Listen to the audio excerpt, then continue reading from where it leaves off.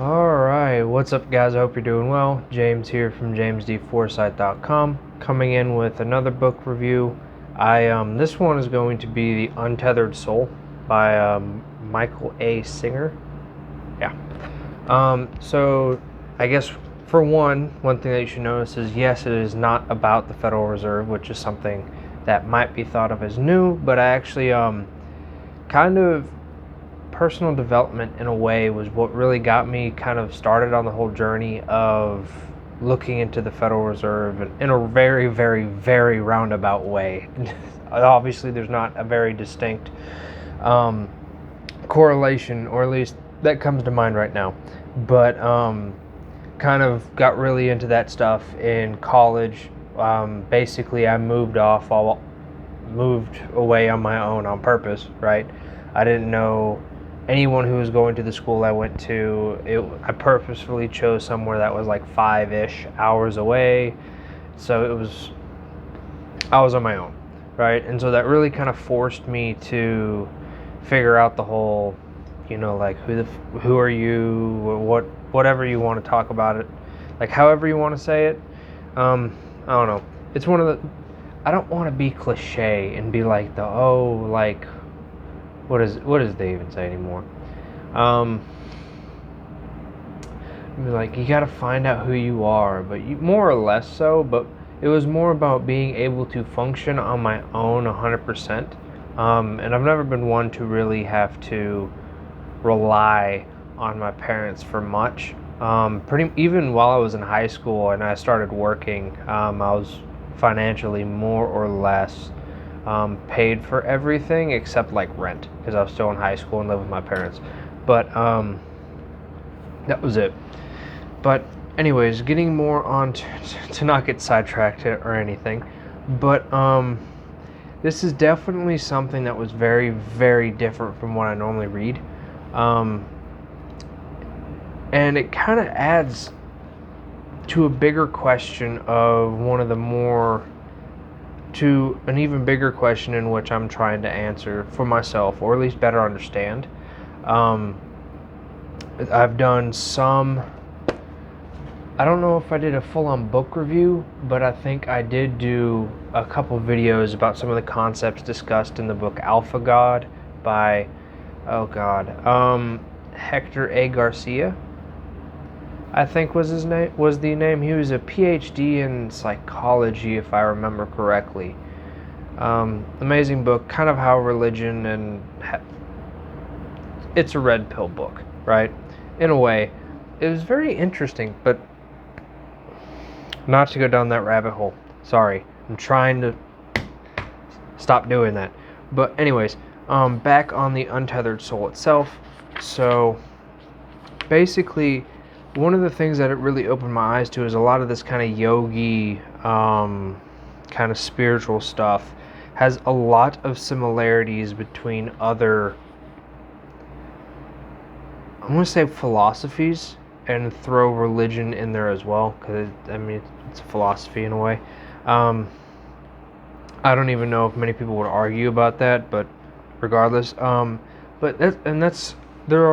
one thing I have noticed between studying multiple different religions and also philosophies throughout history, mostly Stoicism, is there are a lot of similarities between them, just conceptually. Like the nuances and how they describe it, or the form in which they think of this stuff, is different, but the overall concepts are very, very similar.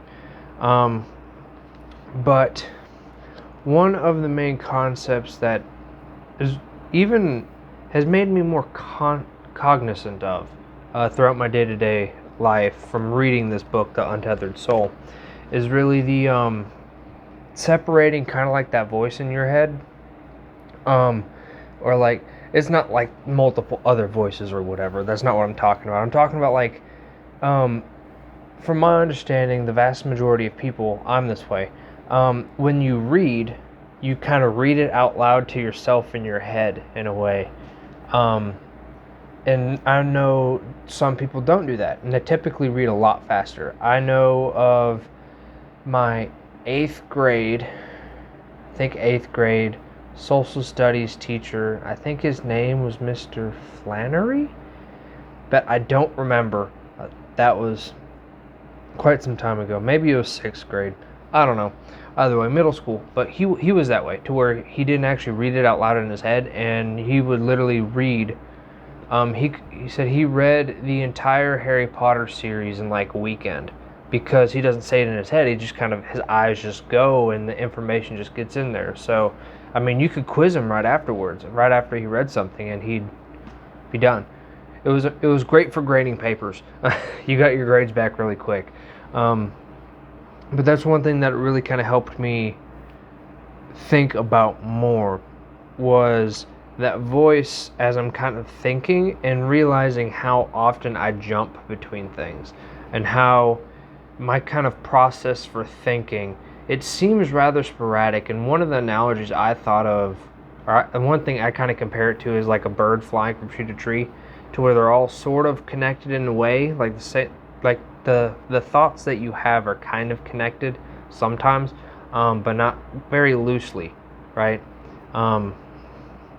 It's like a bird, like your conscious or whatever, flying from part to part, from different thoughts. Another thing is that kind of idea of consciousness, in a way, and the way he kind of describes it.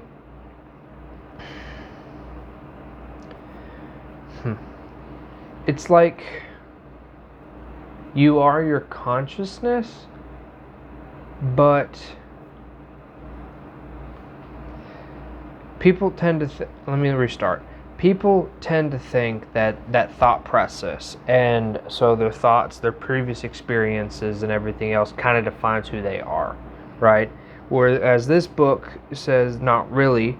It's more of, you're the being who is aware of those experiences, right? And is aware of those events that had happened in the past. And so they tend to kind of shape your personality, and he goes through that, it seems, in a very, in I guess a yogic way. I'm not sure if that's a word, but like a yoga-like way. Like, I don't know if that's very helpful in describing, unless you've read the book or are familiar with that kind of stuff. And that's another reason why I kind of picked it, is because it is an area in which I'm not very well versed. I haven't gone too much into that kind of idea, or the whole like kind of surreal, almost mythical sense you get from, like, I don't know, like deep yoga and meditation and stuff like that. And that's one thing that I started meditating like the very beginning of this year, probably about January-ish. And I think I did a couple videos on that, kind of explaining what I was doing, just some kind of like Om meditation. Because I was like, you know what? I'll give it a shot, and I'll give it an honest shot and see what happens. And I did it. I don't like say Om. Most of the time, I noticed when I do that, it kind of distracts me more. And so I kind of just be quiet and do it in my head. And there's been a few times to where it's one of those, with me not having done so much research into it, or really I don't have much of an understanding of, I guess, the philosophy, for lack of a better term, itself, and meaning meditation and yoga and all that kind of not Western, Eastern kind of philosophy, right? I don't want to say how to word it.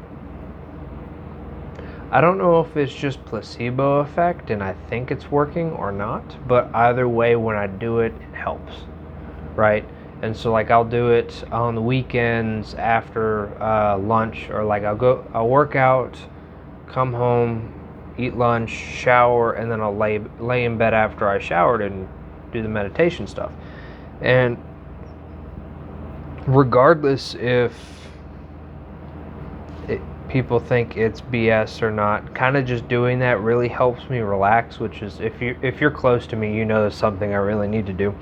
And I sometimes have a problem doing it, but mostly from a mental perspective, because of how active I am mentally. It kind of it really helps calm things down. And I notice during and afterwards, it really like helps me solidify not just like thought processes, but other things as well, right?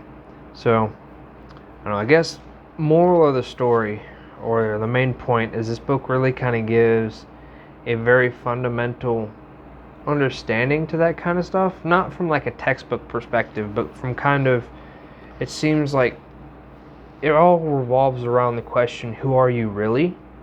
It's even on the back cover.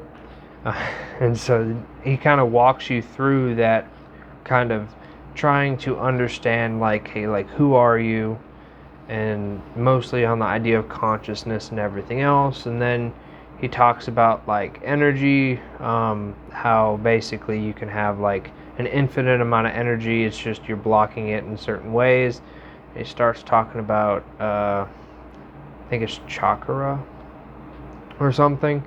Like I said, I'm very, very new to that, to this stuff specifically. And he talks about like taking experiences and kind of bottling them up, but he talks about it in such a way as it's like calcifying around your heart and energy can't flow through it and that kind of stuff.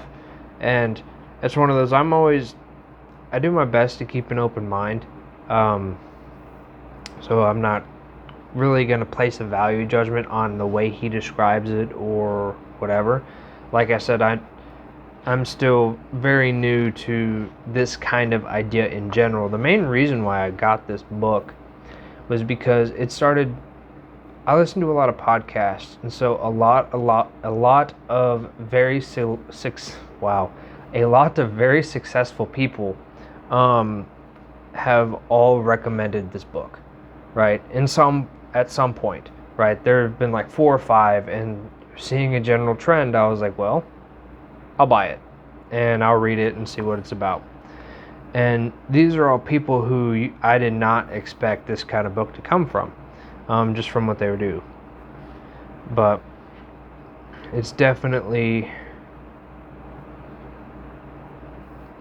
there's some aspects of the book to where it's very similar to how I already kind of think of things, specifically about like how when stuff happens in your life that irritates you or ruins your day or whatever, and not letting it kind of just like, but my point of view always came from more of that of a stoic, stoicism. It's like there's not really a point to get all flustered about it. It's an event that happened, move on.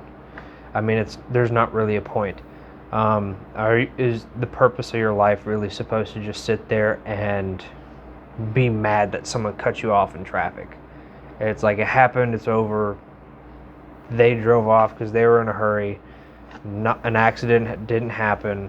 So like, why spend the next 2 hours absolutely aggravated over that? It's over. I never really saw the point and stuff like that. And most of that comes from whether or not you're personally in control. So like, if I'm not in control of something, what am I going to do besides just get mad? That's not productive. Like, it doesn't do anything. And so I kind of just like, yeah, that sucks. Do whatever I can. Do what I need to that I'm in control of, and just kind of let it go. Don't worry about it. And that's another thing that he talks about to a decent extent, is kind of letting things go. You can't run away from pain, not just physical, but like emotional and that stuff as well, because it just kind of congregates and makes it worse. In a way, it just makes it worse. You really have to deal with it. And it's not necessarily that you're not dealing with it, it's that you're just kind of letting it go through you and not stopping it and holding it in for a while. But anyways, this is definitely something, I guess, a philosophy I'll look more into. That's pretty much all I got to say about it. It's one of those, I wish it would have been Oh, he did make some very interesting comments about contemplating death, and basically, it seemed like his perspective was that death is what gives life meaning in a way. It's the fact that you'll die someday, and that's really what that scarcity of time is what matters, right? And so basically, what's the point in not living it to the best way possible, right? And don't waste it in a way. And how it tends to change people very quickly when they find out that they're going to die soon. Or some variation, whatever story you want to give. But yeah.